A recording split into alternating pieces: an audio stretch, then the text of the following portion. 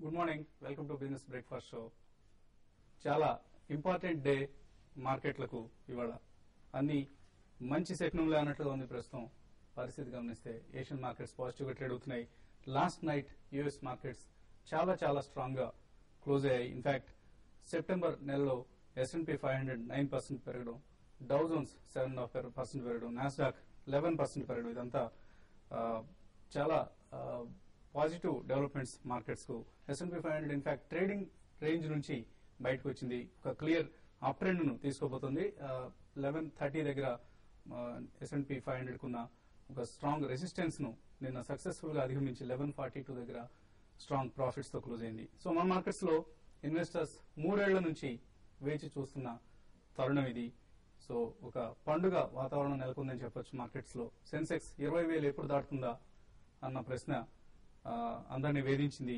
So ఈ నిరీక్షణ ఫలించే ఉదయం ఇది. అలాగే నిఫ్టీ 6,000 మార్క్ ను కూడా క్రాస్ చేయబోతోంది.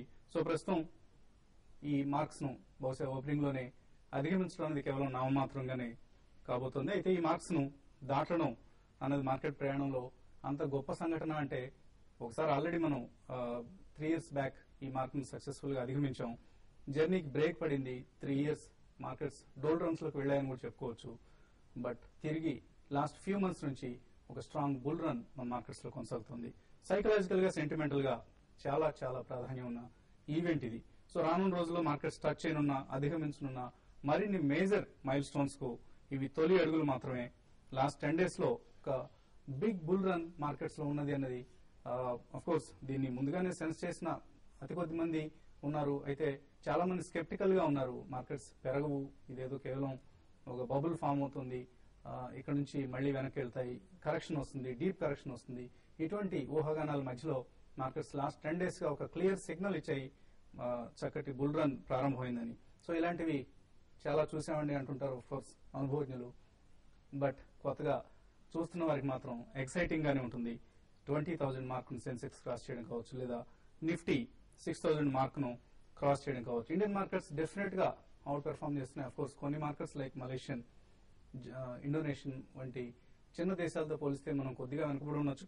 But majority of the markets like Hong Kong కావచ్చు, చైనా కావచ్చు, ఇటువంటి మేజర్ మార్కెట్స్ మీద, అలాగే యూరోపియన్ మార్కెట్స్, ఇటువంటి మార్కెట్స్ అన్నిటి మీద మనం చాలా క్లియర్ గా అవుట్ పెర్ఫార్మ్ చేస్తున్నట్లుగా స్పష్టం అవుతోంది. సో ఇంత కీలకమైన ట్రేడింగ్ డే గురించి మాట్లాడేందుకు మనతో ప్రస్తుతం అనలిస్ట్ కుటుంబరావు గారు సిద్ధంగా ఉన్నారు, అలాగే సుందరరాజా గారు సిద్ధంగా ఉన్నారు, అలాగే ఒక మన స్థానిక కంపెనీ రామ్కీ ఇన్ఫ్రాస్ట్రక్చర్స్ ఇవాళ నుంచి IPO ప్రారంభం కాబోతుంది. రామ్కీ గ్రూప్ డైరెక్టర్ గౌతమ్ రెడ్డి గారు కూడా మనతో సిద్ధంగా ఉన్నారు. సో ముందుగా కుటుంబరావు ఎలా ఫీల్ అవుతున్నారు ఓవరాల్ గా సెన్సెక్స్ నిఫ్టీల ప్రయాణానికి సంబంధించి? ఒక్కటండి, ఎక్స్పెక్టెడ్ లైన్స్ లో అట్లీస్ట్ నా పర్సనల్ కన్విక్షన్ ఫుల్ఫిల్ చేస్తుంది. నిఫ్టీ 6,000 మార్క్ వస్తుంది, BSE సెన్సెక్స్ 20,000 వస్తుంది అని అనుకుంటున్నా కూడా పక్కన నిరాశ ఏంటంటే రీటైల్ ఇన్వెస్టర్ పార్టిసిపేషన్ చాలా పూర్ గా ఉండింది. ఎస్పెషల్లీ ఈసారి 16,000 లెవెల్ నుంచి మార్కెట్స్ పెరుగుతున్నప్పుడు స్కెప్టిసిజం ఎక్కువ ఉంటాం. రీటైల్ పార్టిసిపేషన్ అసలు నెగ్లిజిబుల్ అని చెప్పొచ్చు అనమాట. అండ్ ప్యూర్లీ ర్యాలీ కూడా driven by FIIs and not by domestic institutions. Domestic institutions కి ఏంటంటే వాళ్ళ fund constraints, public sector companies follow on public issues కి డబ్బులు పెట్టాలి, లేకపోతే ఇప్పుడు నెక్స్ట్ కోల్ ఇండియా ఇష్యూ ఉంది, దానికి 14,000 కోట్ల వరకు దాదాపు మాపప్ చేయాలి. కాబట్టి ఈ కన్సర్న్స్ తోటి వాళ్ళు పార్టిసిపేట్ అవ్వకపోవటం, కాబట్టి లాప్ సైడెడ్ గా FII డ్రివెన్ ర్యాలీ అయిపోయింది ఇది. కాబట్టి డెఫినెట్లీ ఏంటంటే ఇప్పటికైనా ఇన్వెస్టర్స్ స్కెప్టిసిజం మాని ఫండమెంటల్లీ సౌండ్ ఇండియన్ కంపెనీస్ కి ఇండియా పైన కన్విక్షన్ తోటి ఇన్వెస్ట్ చేస్తే కనుక definitely there are good returns to be made. ఎందుకంటే we are in a very long bull cycle అనమాట. ఇది just part of the journey.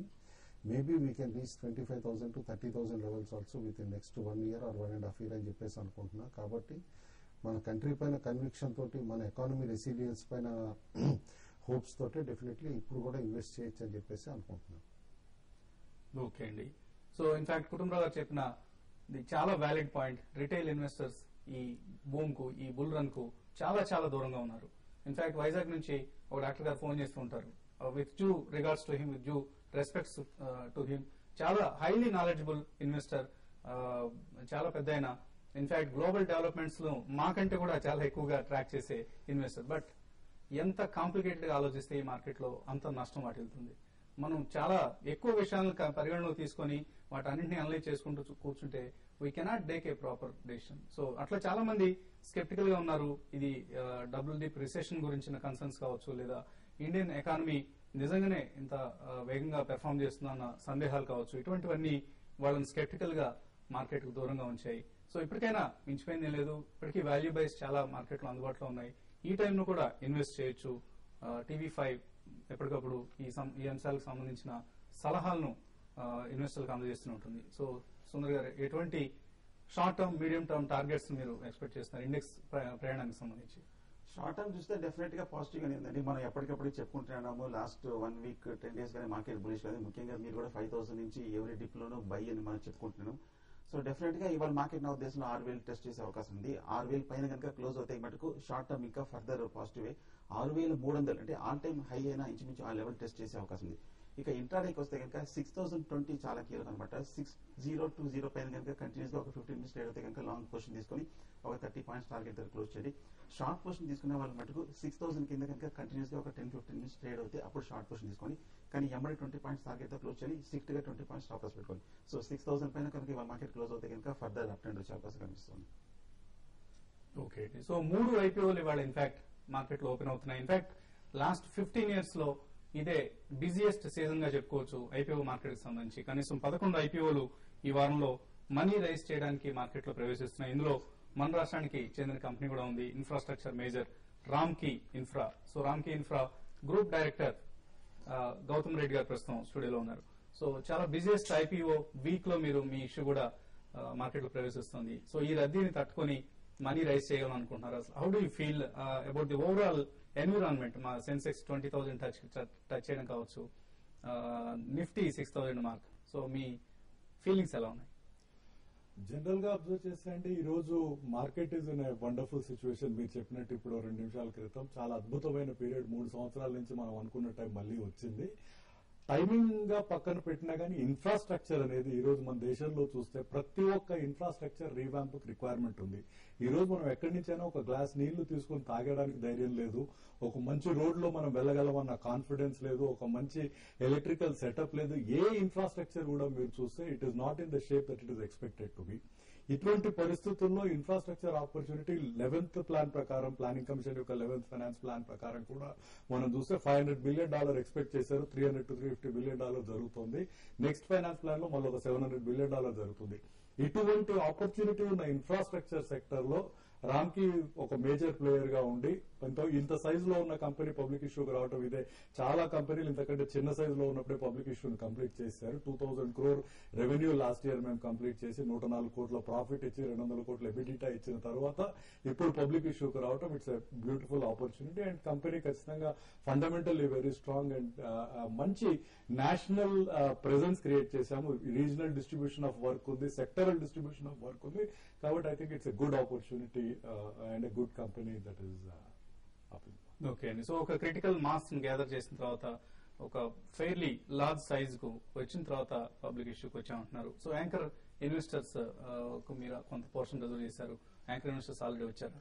Complete గా మేము రిజర్వ్ చేసిన 30% of the QIB portion which is 18% of the total issue size already anchor book complete అయింది. నిన్న only 1 day we kept for anchor book. ఆ మొత్తం anchor book full అయింది. And we got some of the very good names in anchor book like Fidelity, Birla mutual fund, axis mutual fund, అందరూ మంచి names ఉన్న వాళ్ళు అంతా వచ్చారు. ఖచ్చితంగా ఆపర్చునిటీ ఉంది కాబట్టి everyone is happy. Okay Gautam Reddy గారు, రామ్కీ ఇన్ఫ్రా స్ట్రెంగ్స్ వీక్నెసెస్ గురించి మాట్లాడుకోబోయే ముందు ఇష్యూ ఇన్వెస్ట్మెంట్ కు అనుకూలంగా ఉందా లేదా అన్న అంశాన్ని నిర్ధారించే ముందు ఇప్పుడు ఒక చిన్న బ్రేక్ తీసుకున్నాం.